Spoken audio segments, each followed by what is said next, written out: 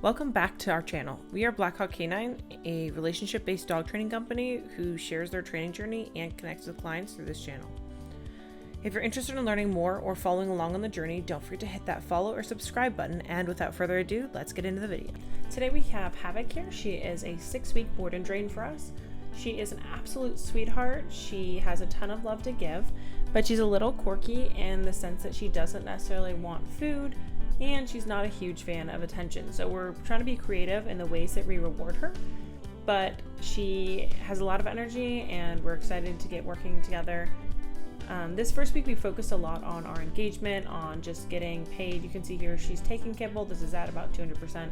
So she's taking kibble, but it's a little slow to chew. Eventually she's gonna stop eating it altogether. We work a little bit of leash pressure. You can see I pet her and she's quickly kind of disengaging from me, choosing not to be in that space, which is perfectly fine.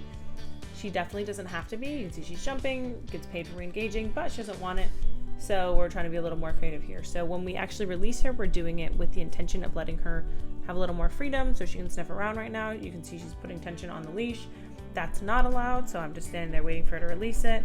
And there's something pretty interesting on the ground, which is okay. And eventually she's gonna come back in and get payments. You can see I'm trying to distract her here. There we go.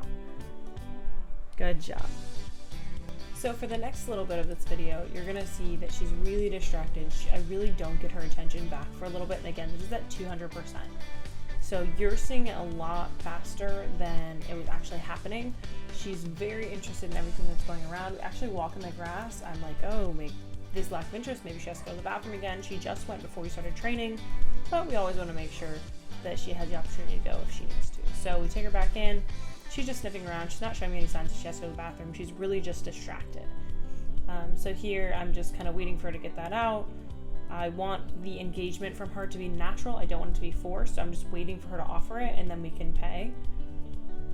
So I'm walking. She's kind of hanging out with me. And here finally we get some attention. I give her some kibble and I'm super happy with that. So we're going to end it on that.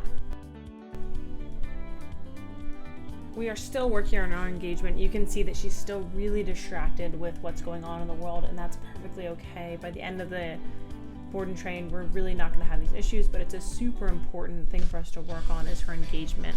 I always want her to choose me and to choose whoever is handling her at the time. That engagement should be a higher value than the rest of the world, and right now it's not. So that's one of our primary focuses all the time. It makes training so much easier in the long run to make sure that they want to engage with us, that we are fun for them, and that we can have a good time together. So the beginning is always really slow as we work through that engagement and get them to choose us every time. And we're really excited to see what her progress looks like because she is a great dog. She has a great personality. She's a ton of fun to try and figure out, what kind of day she's having, whether it's treats, kibble, space, running, whatever it may be.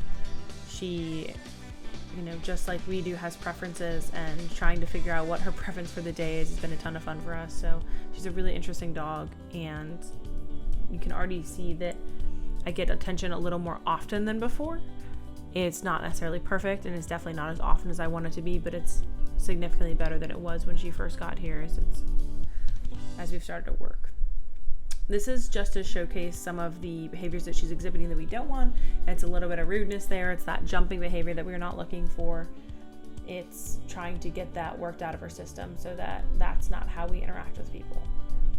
Because of the lack of food motivation, it makes it really difficult to lure her specifically in her heel. So you can see here we're trying to lure the heel, but she really has no interest in the food, and so the walking is a big motivator for her.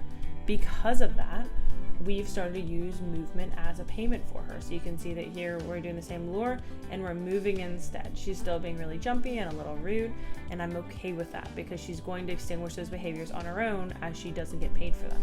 So you can see here she kind of figured out, okay, jumping didn't work. Let me try something different, and that's all we could ask for her. So she's doing a really nice job trying to figure out how to navigate these new boundaries that we've set for her. And we're really excited to see what the rest of her board and train looks like because she's going to turn into a spectacular dog.